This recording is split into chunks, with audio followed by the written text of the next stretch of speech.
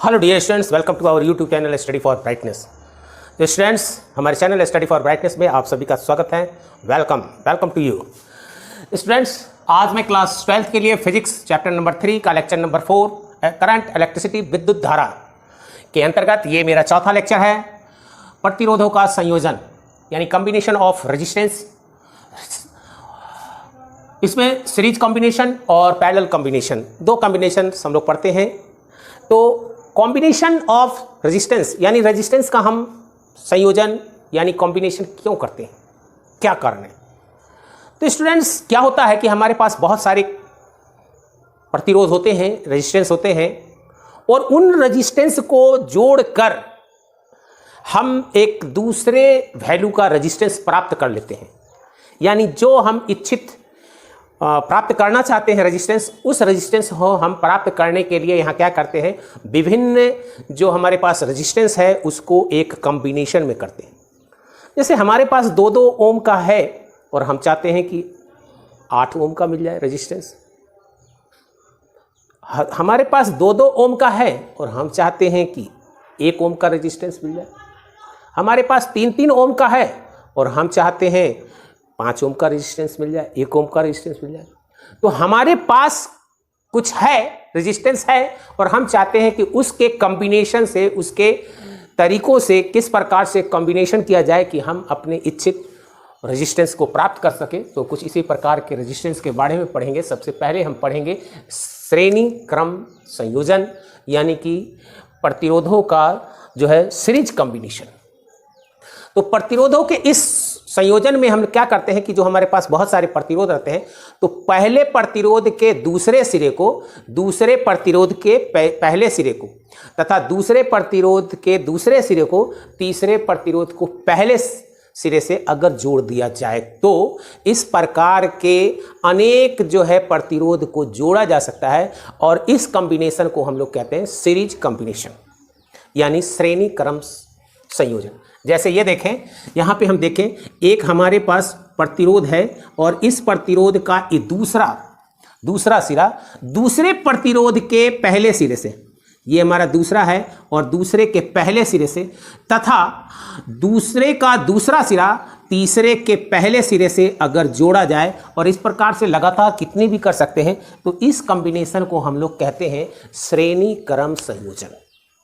अब इस संयोजन में पहले प्रतिरोध का पहला सिरा और अंतिम प्रतिरोध का अंतिम यानी दूसरा सिरा क्या होता है, मुक्त होता है, खुला होता है। इसके बीच हम लोग क्या करते हैं, बैटरी को जोड़ दें, यानी एक सेल को अगर जोड़ दें, तो इस प्रकार के कुछ कॉम्बिनेशन को क्या कहते हैं, श्रेणी क्रम संयोजन। और इससे बैटरी से क्या होगा, धारा सभी में प्रवाहित होगी। और चूंकि यहाँ पर धारा प्रवाहित होने के लिए सिर्फ एक ही मार्ग है, इसलिए चाहे ये रेजिस्टेंस हो, इसमें भी आई धारा, ये रेजिस्टेंस हो, इससे भी हो के आई धारा, और इसमें भी हो तो इससे भी हो के आई धारा ही प्रवाहित होगी। यानी सभी प्रतिरोध से बहने वाली धारा का मान क्या होगा, बराबर होगा। लेकिन यहाँ हर जो प्रतिरोध है उसके बीच का, यानी इसके बीच का विभवांतर, यानी इसके बीच का विभवांतर, यानी ये अलग होगा। इसके बीच का विभवांतर ये अलग होगा, इसके बीच का विभवांतर ये अलग होगा। यानी हर प्रतिरोध से धारा तो एक ही बहेगी। धारा अगर यहाँ पे आई है तो सभी से आई ही बहेगी, लेकिन क्या होगा कि सभी का विभवांतर क्या होगा, अलग अलग होगा। सभी का विभवांतर अलग अलग होगा। सभी प्रतिरोध, जो भी प्रतिरोध है वो R1 है, R2 है और R3 है। यानी R1, R2, R3 तीन प्रतिरोध हैं जो कि श्रेणी क्रम में लगे हुए हैं, और इससे होकर, सभी से होकर समान धारा I प्रवाहित होगी, और सभी प्रतिरोध का विभव में अंतर यानी विभवांतर, पोटेंशियल डिफरेंस भी V1, V2, V3 होगा। अब जब हम ओम्स लॉ से जानते हैं कि V = क्या होता है, IR, अब हम क्या करेंगे कि इसके बारे में हम पढ़ेंगे, केवल इसके बारे में। तो इसके बारे में भी कितना है, V1 है, भी कितना है, V1 है, और इससे प्रवाहित होने वाली धारा R है, और प्रवाहित होने वाली धारा I है, और इसका प्रतिरोध R1 है। क्लियर। इसी प्रकार से इसके बारे में हम अगर बात करें तो हमारा क्या होगा, यहाँ पर V2 है प्रतिरोध विभवांतर, और ये I है, और ये R2 है। इसके बारे में अगर बात किया जाए तो ये है V3, और यहाँ पर I भी धारा बह रही है, और यहाँ R3। क्लियर। अब यहाँ पर देखें कुछ इस तरह से देखें, यहाँ पर V1 विभवांतर है, विभव में अंतर V1 है, यहाँ पर यहाँ से यहाँ के बीच में V2 है, यहाँ से यहाँ तक V3 है। तो इसका कुल विभव में अंतर यानी यहाँ से लेके यहाँ तक में जो अंतर होगा वो V, और ये V कितने के बराबर होगा, इसके जोड़ के बराबर होगा, यानी V1 + V2 + V3। अब ये कैसे होगा, जैसे ये देखें मकान है, और ये मकान कुछ इस तरह से है। अगर ये 10 मीटर ऊंचा है, ये 9 मीटर ऊंचा है, और ये 8 मीटर ऊंचा है, इसका मतलब क्या हो गया, इसकी कुल ऊंचाई जो है यहाँ से अगर यहाँ तक की अब पूछी जाए तो हम क्या करेंगे, इसकी ऊंचाई हो जाएगी 10 + 9 + 8 यानी कि 27 ये हो जाएगी। इसी प्रकार से यहाँ विभव में अंतर V1, यहाँ V2, यहाँ V3, तो कुल विभव में अंतर यानी यहाँ से यहाँ तक में विभव में अंतर क्या होगा, V होगा, और V = क्या हो जाएगा, V = हो जाएगा V1 + V2 + V3, ये हो जाएगा। और चूंकि हम देखें कि यहाँ पे भी अगर मान लीजिए कि इसमें यहाँ पर एक प्रतिरोध लगा हुआ होता जो इसके समतुल्य होता, जो क्या होता, इसके समतुल्य होता, यानी यहाँ पर ये भी है और यहाँ पर एक प्रतिरोध लगा हुआ होता जो इसके समतुल्य, यानी कि यहाँ पर एक प्रतिरोध होता, कैसा होता, और ये प्रतिरोध क्या होता, इन सभी के तुल्य, यानी R1 R2 R3 के तुल्य वो R होता। तो उस स्थिति में क्या होता, देखें आप, तो उस स्थिति में क्या होता, ये अपना क्या होता V, और ये क्या होता R, और पूरी धारा कहाँ से जाता, I यहाँ से। उस स्थिति यानी ये तीनों को हटा करके ये अकेला रखा हुआ है, यानी इन तीनों के बराबर एक अकेला काम कर रहा है। तो उस स्थिति में क्या होता है, V =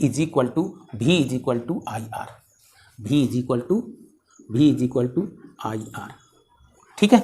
अब हम यहाँ पे क्या करें कि V1 कितना है, तो V1 कितना है, IR1 + IR2 + IR3, और यहाँ पे I कॉमन ले ले तो R1 + R2 + R3 ये हो जाएगा, और यहाँ पे क्या हो जाएगा R1 + R2, और ये क्या हो जाएगा V/I = R1 + R2 + R3 ये हो जाएगा। और यहाँ पर देखें जो सभी के तुल्य ये है वो क्या हो जाएगा, V/I = R। अब समीकरण 1 और समीकरण 2 से आप देखें, इसको चाहे तो आप RS भी लिख सकते हैं। RS लिखने से ये पता चल जाएगा कि ये सीरीज कॉम्बिनेशन का रिजल्टेंट है, सीरीज कॉम्बिनेशन का रिजल्टेंट है। और उस स्थिति में V/I बराबर हो गया, तो क्या निकलेगा आपको समीकरण 1 और 2 से RS = R1 + R2 + R3 ये निकला।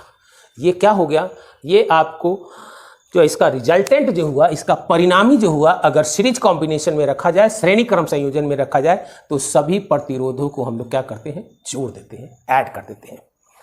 क्लियर। अगर इस तरह से मान ले कि यहाँ पर n प्रतिरोध हो, तो n प्रतिरोध होने पर क्या हो जाएगा, क्या हो जाएगा R = R1 + R2 + R3 + R4 and ... Rn, यानी सभी का जोड़। और इसको हम कुछ समेशन में इस तरह से लिख सकते हैं, I = 1 to n और Rn। तो ये क्या हो जाएगा, n = 1 + n = 2 R2, n = 3 R3, और सभी का सम। तो इस तरह से जो हमारा प्रतिरोध प्राप्त होता है, वह प्रतिरोध जो है सिंगल किसी भी प्रतिरोध से बड़ा प्रतिरोध, यानी सिंगल किसी भी प्रतिरोध से बड़ा प्रतिरोध। जैसे हमें यहाँ पर अगर दे दिया गया आपको, ये 1 ओम है, ये 2 ओम है, ये 3 ओम है, तो इसका जो इक्विवेलेंट रेजिस्टेंस होगा वो कितना हो जाएगा, वो हो जाएगा 1 ओम प्लस 2 ओम प्लस 3 ओम बराबर 6 ओम। तो ये जो रिजल्ट है वो क्या होगा, किसी भी प्रतिरोध से बड़ा होगा। यानी उन तीनों में जो भी कॉम्बिनेशन है उसमें जो भी बड़ा होगा उससे भी बड़ा होगा, यानी तीनों से बड़ा होगा, क्योंकि इसको हम लोग क्या कर रहे हैं, जोड़ रहे हैं। तो इस प्रकार से हमारा ये तीनों के बराबर होगा। तो स्टूडेंट्स, इस प्रकार से क्या होता है, श्रेणी क्रम का उपयोग करके हम छोटे छोटे जो प्रतिरोध होते हैं उससे बड़ा मान प्राप्त करने के लिए इस प्रकार का संयोजन करते हैं। अब हम चलते हैं आपको दूसरे प्रकार के बारे में, और इसमें जो है आप नोट कर लें, और नोट करने के बाद अब चलता हूं मैं दूसरे प्रकार के संयोजन में।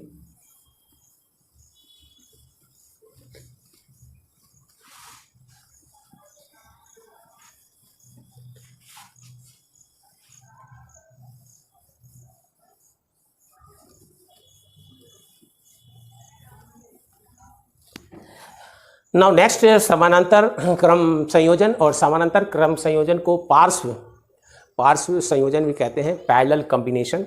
और पैरेलल कॉम्बिनेशन में क्या होता है कि जितने भी प्रतिरोध होते हैं उन सभी के एक सिरे को एक बिंदु पर तथा दूसरे सिरे को दूसरे बिंदु पर जोड़ देते हैं। सभी का ये पहला सिरा एक बिंदु पर, दूसरा सिरा एक बिंदु पर जोड़ देते हैं। तो ऐसे कॉम्बिनेशन को हम लोग क्या कहते हैं, हम लोग कहते हैं इसको समानांतर क्रम संयोजन, पार्श्व यानी कि पैरेलल कॉम्बिनेशन। और इसके पहले सिरे और अंतिम सिरे, दूसरे सिरे के बीच में एक सेल और एक की जोड़ देते हैं। इससे क्या होती है, धारा का फ्लो होता है, और धारा का फ्लो जो है यहाँ पर जो आई जाती है, आई करंट, वो यहाँ पर क्या होता है, यहाँ पर उसको 3 रास्ते मिल जाते हैं। तो 3 रास्ते जो मिल जाते हैं, इसलिए ये क्या होता है, अलग अलग रास्ते से आई जाने लगते हैं। तो आई जो यहाँ पर एक जा रहा था वो यहाँ 3 बट गया, यानी 3 प्रकार के आई हो गए। यहाँ से I1 जा रहा है, यहाँ से I2 और यहाँ से I3। क्लियर? मान लीजिए कि एक पाइप से पानी जा रहा है और उस पाइप में आपने 3 रास्ते निकाल दिए, तो कोई ज़रूरी नहीं कि तीनों से बराबर पानी जाए, तीनों से अपने अपने साथ अलग अलग जा रहा है। और यहाँ पर लेकिन एक चीज़ यहाँ पे देखें कि इस बिंदु पर और इस बिंदु पर, यानी ए पर और बी पर जो विभव होगा वो सभी के लिए क्या होगा, सेम होगा। वो सभी के लिए क्या होगा, सेम होगा, यानी भी सभी के लिए क्या होगा, सेम होगा। अब यहाँ पर क्या हो रही है, यहाँ पर आपको आई चेंज हो रहा है और आर चेंज हो रहा है, लेकिन विभव यहाँ पर क्या है, सेम है, विभवांतर सेम है सभी के लिए। ये हमारा यहाँ से यहाँ तक का विभवांतर सेम है। क्लियर? अब हम चलते हैं, अब यहाँ तो सभी में धाराएं अलग अलग हो गई हैं, विभवांतर एक हो गई है। तो अब हम निकालते हैं सभी में धाराएं कितनी कितनी गई हैं। तो I1 इज इक्वल टू, हमने पढ़ा था ओम्स लॉ से, V is equal to IR, और I इज इक्वल टू क्या हो जाएगा, V अपॉन R। तो इस प्रकार से I1 यानी यहाँ से कितने जाएगा, तो V अपॉन R1, क्योंकि यहाँ इसके लिए भी V है, इसके लिए भी V है, इसके लिए भी V है। तो यहाँ I2 is equal to V upon R2, और I3 is equal to V upon R3। ये तीनों निकल चुका है। और अब हम देखें कि अगर ये तीनों निकल गए हैं तो I ही 3 भाग में बट गए हैं, I ही 3 भाग में बट गए हैं, यानी कि I कितने के बराबर है, I1 plus I2 plus I3 के बराबर है।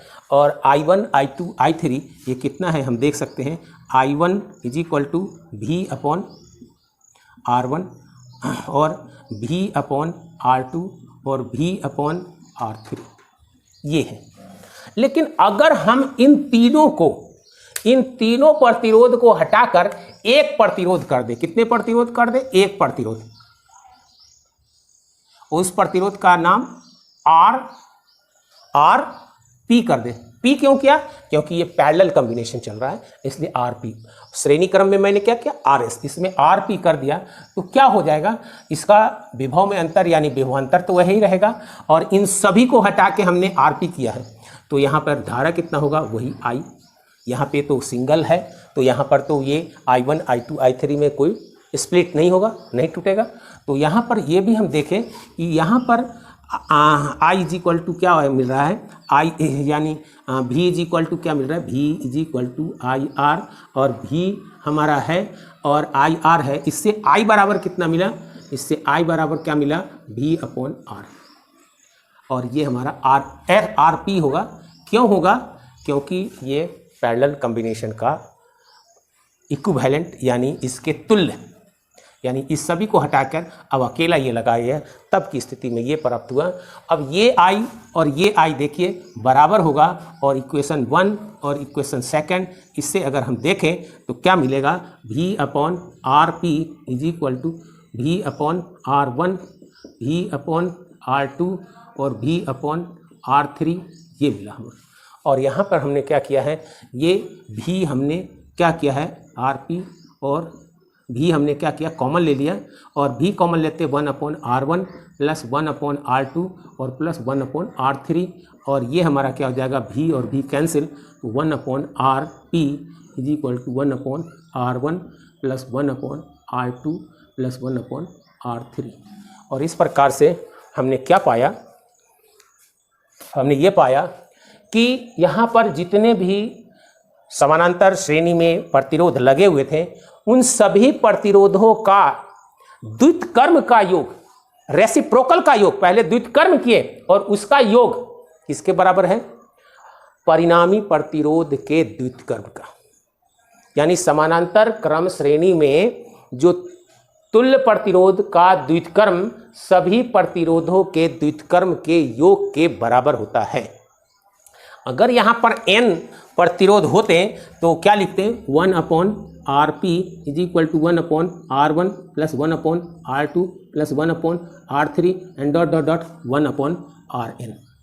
यहाँ पे कुछ इस तरह से देखें 1/Rn, तो इसको अगर हम लिखना चाहें तो ये क्या हो जाएगा, summation I is equal to 1 to n और 1/Ri।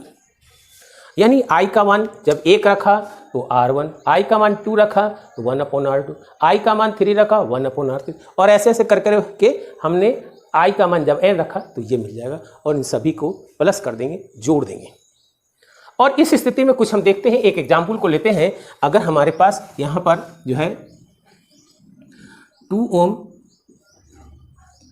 ओम अगर है तो यहाँ पे क्या मिलेगा, देखिए 1/RP is equal to 1/R1 plus 1/R2, यानी 1/RP is equal to 1/2 plus 1/2, और यहाँ पे फिर क्या हो जाएगा, हाँ 1/RP इज इक्वल टू ये हो जाएगा 2 1 प्लस 1, और 1/RP इज इक्वल टू 2/2 और 1/RP इज इक्वल टू 1 और RP इज इक्वल टू 1। तो यहाँ पे हमने क्या देखा कि जो हमने प्रतिरोध लगाया 2-2 ओम का, वो अब रिजल्टेंट प्रतिरोध यानी तुल्य प्रतिरोध कितने के बराबर हो गया, 1 ओम के बराबर हो गया। जो 2-2 ओम का लगाया वो यहाँ 1 ओम का हो गया, यानी यहाँ पर परिणामी जो है छोटा हो जाता है।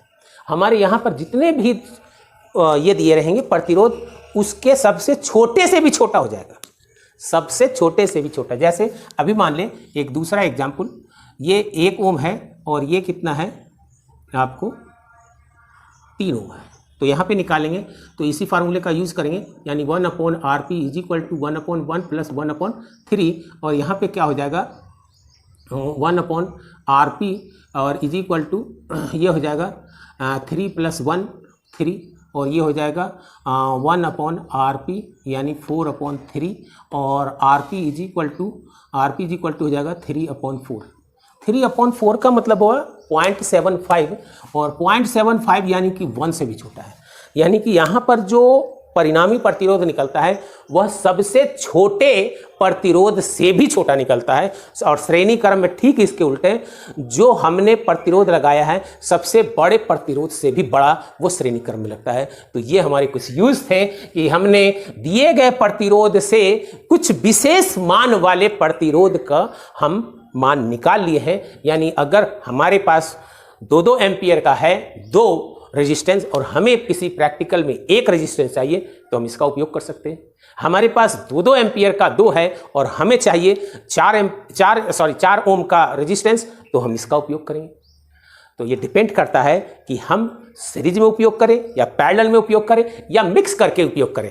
तो मिक्स करके भी हो सकता है, कुछ प्रतिरोध को पैरेलल में और कुछ उसके सीरीज में। तो इस प्रकार से ये कॉम्बिनेशन ऑफ रेजिस्टेंस बहुत ही उपयोगी होता है और इसके जो 2 फार्मूलेज निकले हैं वो बहुत ही इम्पॉर्टेंट और बोर्ड के लिए तो बहुत ही मज़ेदार इम्पॉर्टेंट है। तो इस प्रकार से अगर मेरे ये वीडियो को आप लाइक करते हैं तो लाइक करें, सब्सक्राइब करें, उसके पास के बेल आइकन को प्रेस कर हमारे सारे नोटिफिकेशन और अपडेशन पाते रहें। और आप जैसे बहुत सारे स्टूडेंट्स के लिए ये वीडियो बनाता हूँ, तो आप अपने दोस्तों में अधिक से अधिक शेयर करें। और मैं इसी उम्मीद में कि आप हर स्टूडेंट्स कम से कम 5 स्टूडेंट्स को ज़रूर शेयर करेंगे, इसी उम्मीद के साथ thank you for watching this video. Thanks once again.